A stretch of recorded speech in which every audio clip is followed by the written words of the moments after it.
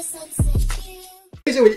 Et Eric. Nous voilà pour une présentation de mon jeu de rôle Heroic Fantasy.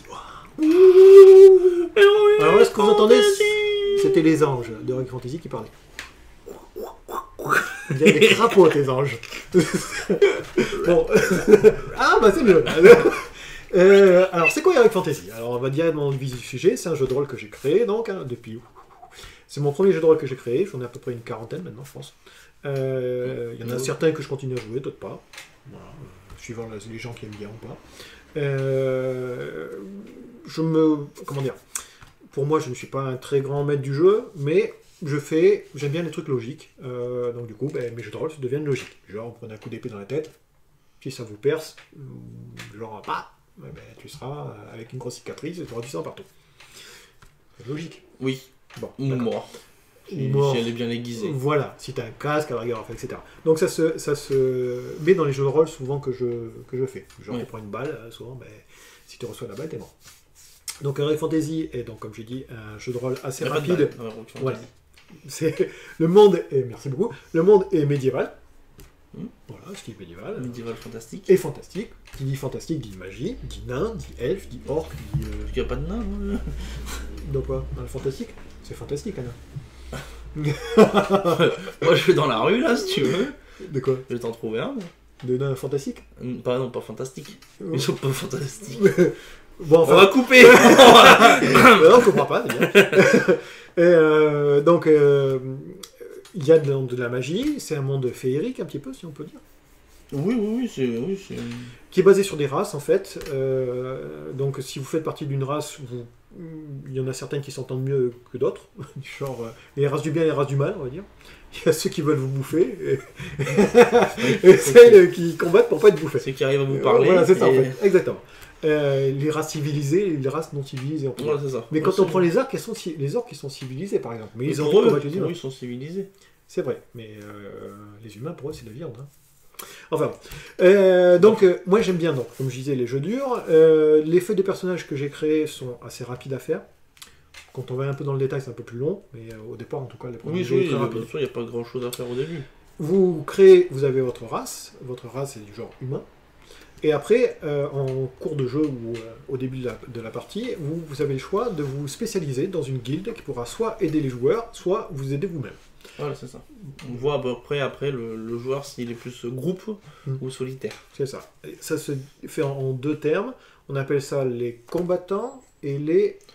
Non combattants. Non, érudits. Non, non plus. Les... Je sais plus quoi. On a changé de terme. Ah, vous avez changé de terme. Ouais. Ah, si on ne dit rien non plus. Les non-combattants. Non, on a changé parce que érudit, c'était, ça allait pas. Parce que parce déjà, qu'il y avait la guilde, l'érudit. Et non-combattants, parce que les mecs ils disaient dans ces cas, je peux pas combattre. Mais c'est complètement faux. C'était les offensifs et défensifs. Offensif et défensif. Offensif comme ça. Ouais, ça va pas trop. Mais bon, donc c'est un truc généraliste, hein, ou général, on peut dire. C'est-à-dire combattant, ça va être tout ce qui est guerrier, etc. Donc combattant, ça va être voleur. Donc c'est un guerrier quand même. Diplomate ou les personnes qui... Les deux guildes savent combattre, même les défensifs, mais souvent ils ont des capacités pour aider le groupe. Ce sera plus du passif, personne qui va... Les soutiens. Genre, un médecin, qu'on appelle guérisseur, sera dans la guilde des défensifs. C'est-à-dire qu'il pourra combattre, mais il va quand même soigner les gens. Voilà. Il aura moins de facilité qu'un guerrier avec sa grosse épée. Exactement, pour tuer quelqu'un. Donc du coup, souvent, c'est marrant quand le groupe est assez homogène. C'est vous qui choisissez la guilde que vous faites par rapport à vos caractères de personnages. Il faut savoir que moi, je parle toujours dans la logique. Quand je suis né, j'ai pas choisi d'être ma tête, et comme je suis, là c'est pareil. C'est les dés qui décident des caractéristiques. Et suivant les caractéristiques que vous êtes, ou la race, vous avez le choix entre plusieurs races en fait. Du genre, si jamais vous avez un 13 quelque part et un 13 quelque part, on pourrait être soit elfe, soit humain. Si vous avez 2-8 quelque part, vous pouvez être un hobbit. Voilà, par exemple. Mais si jamais vous voulez faire hobbit dès le départ, dans la théorie, vous ne pouvez pas. Vous pouvez l'être quand même, si je veux bien, mais vous serez mineur. C'est-à-dire que vous serez obligé de jouer un adolescent. Un demi-hobbit. Voilà, c'est-à-dire que vous n'aurez pas les avantages du hobbit dans ces cas-là. C'est pas bien. Voilà. Donc ça c'est le premier truc vraiment d'Heroic Fantasy. Deuxième chose, maintenant si on parle un peu dans l'histoire, Heroic Fantasy est un jeu persistant, un monde persistant. Ouais. C'est-à-dire que toute action amène une réaction. Pas une réaction, Conséquence. une conséquence durable globale dans le jeu. Ouais, c'est ça. C'est tout ce que vous allez faire sera pris en compte pour le reste du jeu, même si vous ne jouez plus. Voilà, c'est ça. C'est-à-dire que après, alors, il faut bien mettre les choses au point. Hein. C'est-à-dire que sur 10 aventures, si c'est, on va dire qu'il y en a peut-être une qui peut déboucher sur quelque chose de vital sur le peuple. Oui. Les 9 Là, autres. oui, si vous allez cueillir une fleur, bon, voilà. Voilà, c'était pas terrible. Ça, voilà. Par exemple, vous tuez un mec dans la rue, si ce mec n'a aucune importance dans le jeu, eh ben, il n'aura aucune importance dans le monde. Mais si par contre vous tuez la même personne, ou une autre personne, on va dire, qui a des enfants, et ces enfants, peut-être, ils vont engager des assassins pour vous tuer. Donc tout le groupe, après, il sera sur pression, parce qu'il aura un assassin tout le temps sur le dos. C'est ça, ouais. Voilà. Est-ce qu'on parle de l'anecdote de la guerre des nains, par exemple? Bah oui. Allez, on y va. Alors, anecdote de guerre des nains, comme ça vous allez plus voir qu'est-ce qui se passe. En ce moment, à Heroic Fantasy, il y a une guerre entre les humains et les nains. Il n'y avait pas avant. Voilà. Il faut savoir que dans Heroic Fantasy, il y a deux types de nains. Il y a les nains des montagnes, qu'on appelle, et les nains des villes. Alors, c'est pas les nains des villes réellement. C'est-à-dire que les nains des montagnes, à l'origine, étaient dans les montagnes. Donc, ils vivent en autarcie. Mais parfois, le roi des nains, ou un des rois, parce qu'ils sont plusieurs, a dit que cette famille, par exemple, n'a pas... s'est déshonorée. Donc, du coup, ils ont été éjectés des montagnes et sont repartis. Et les seules personnes qui les ont accueillis, ce sont les villes des humains. Au début, ils ont du mal à s'acclimater. Quelques générations sont passées et ils sont devenus nains des villes. Donc physiquement, ils sont comme les humains. Ils ont les mêmes avantages que les humains. D'ailleurs, ils ont accès à des guildes que d'autres n'ont pas. Inconvénient, c'est que physiquement, ils ont perdu leur force. Voilà, ils ont quand même perdu leur force. Ils ont quand même perdu le visuel. Enfin, ils ont des barbes très, très petites, un peu comme moi. Que les vrais nains, ils ont des grandes bas tressées façon viking un peu. Ouais. Donc du coup, ça donne deux façons de races différentes un peu. Donc là, à l'heure actuelle, avec Fantasy, il y a les nains des montagnes, donc c'est nains très très guerriers, hein. Enfin, en tout cas, ils sont avec 50 couches d'armure, et ils sont craints par tout le monde. Ils rigolent pas, quoi. Voilà, qui était à une époque une légende un peu, et qui sont en guerre contre les humains. Voilà. Ils ont éclaté la plupart de là où ils sont sortis de leur montagne. Et pourquoi? Explique, parce que tu t'expliqueras mieux que moi. Il faut savoir que c'est notre deuxième vidéo. La première vidéo, t'as pas enregistré. Donc Ouais. il sait. Là, on refait tout, en fait. Je sais, mais comment expliquer Donc en fait, un groupe de joueurs avait à l'origine eu une mission pour piller...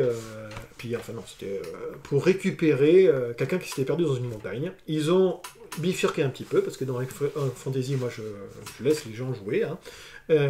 Et ils ont trouvé une grotte, ils ont été dans cette grotte, et là, en fouillant un peu, parce qu'ils ont quand même eu un peu de mal, il y a eu 1 ou 2 morts, pour l'anecdote, ils ont trouvé un sarcophage, parce que les pièges nains sont redoutés dans Fantasy, du marché, tout explose. Enfin. Ils ont trouvé un sarcophage, en fait, et dedans, en pierre, avec un nain allongé en statue. Et donc, du coup, ils sont empressés d'ouvrir le truc, ils l'ont dépouillé, ce pauvre nain, et ils ont chopé une hache super belle. Plus leur armure, mais bon. Ils ont été à la ville de la capitale, qui s'appelle Gareth, pour le truc. Alors, il y a 2 trucs, il y a Gareth ou un autre nom, je sais plus. Ouais, ils ont été donc à la capitale, et là, ils ont été revendre tout leur butin. Bon, on va le dire, tout va bien. Oui. Quelques années sont passées, réellement en termes de jeu, donc plusieurs aventures sont passées, tout allait bien dans le meilleur des mondes. Jusqu'au jour où il y a un vrai nain, qui faisait partie d'un groupe de joueurs, est allé dans cette ville, cette capitale, pour faire une mission secondaire, et est tombé sur un marchand qui avait cette hache. Vous pouvez voir que cette hache avait peu de chances de venir. Moi je fais tout en pourcentage de chance, j'aime bien ça. Ben là, il l'a trouvé, tant mieux ou pas tant mieux. Et le pire, c'est qu'il l'a reconnu. Ben, il l'a trouvé et tout, il avait des runes naines dessus, il les a activées, donc le truc est un peu devenu bleuté. Donc il a dit, ça appartient à mon plèbe, je le reprends.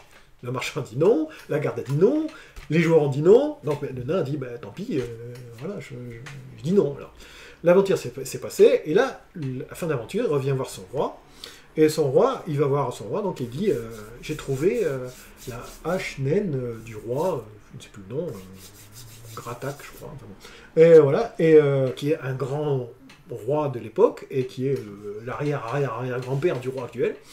Je sais pas si c'est le grand-père, mais enfin bon. Et donc, du coup, il dit c'est pas possible, il faut qu'on récupère cette hache.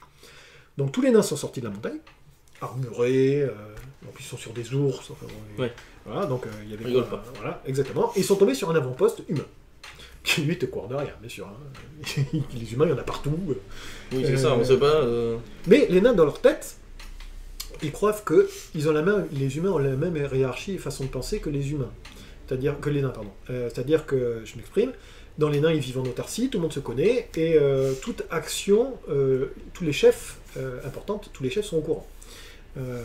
Et donc, tout le peuple est au courant. Donc eux se pointent, ils arrivent devant cet avant-poste, et donc le capitaine de la garde sort de l'avant-poste et dit mais qu'est-ce qui se passe quoi? Qu'est-ce que c'est cette attaque?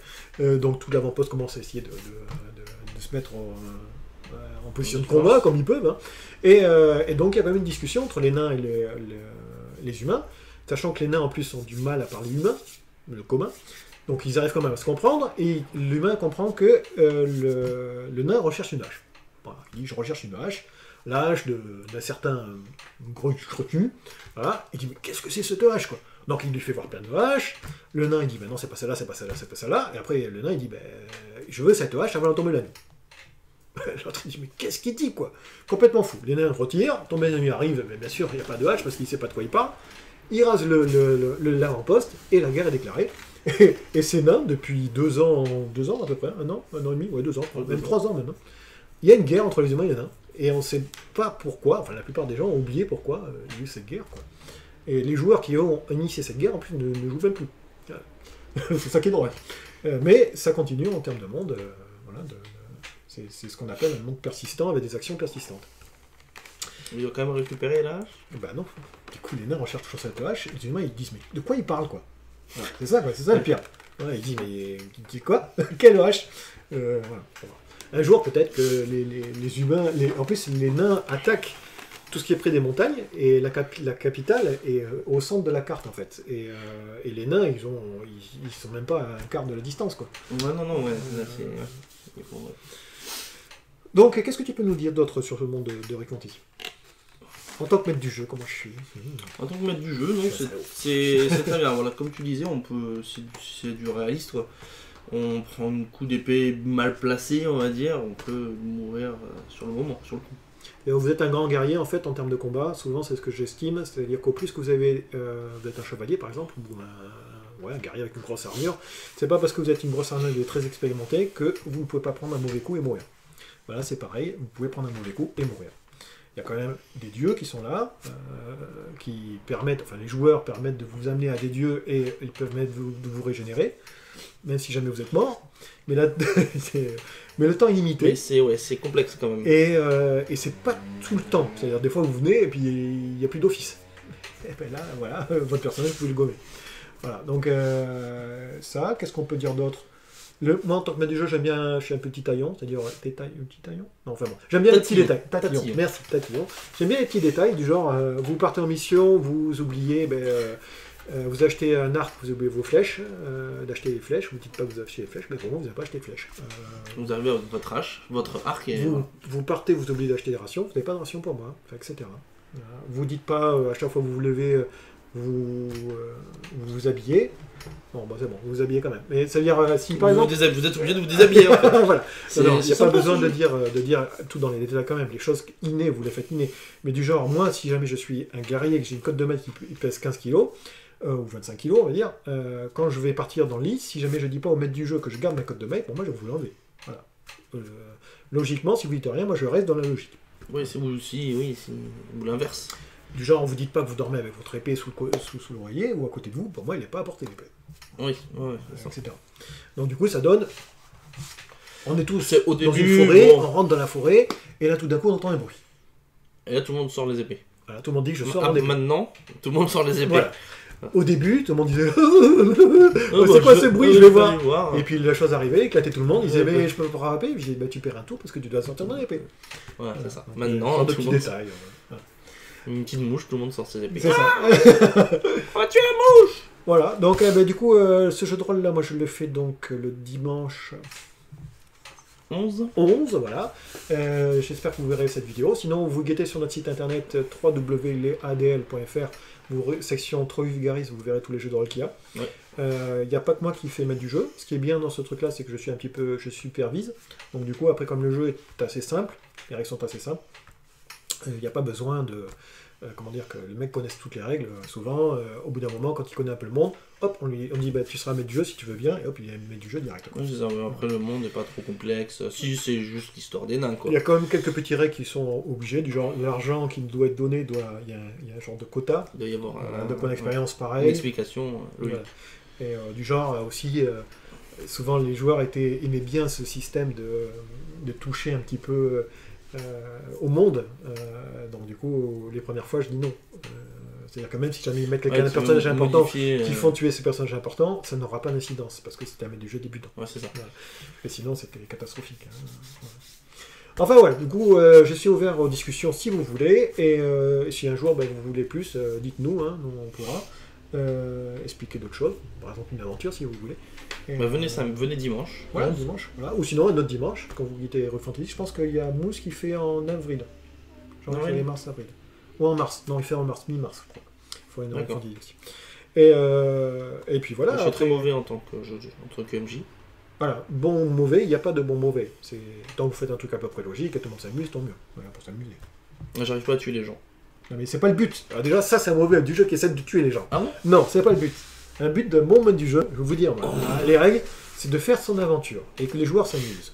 De pas avoir de parti pris. Du genre,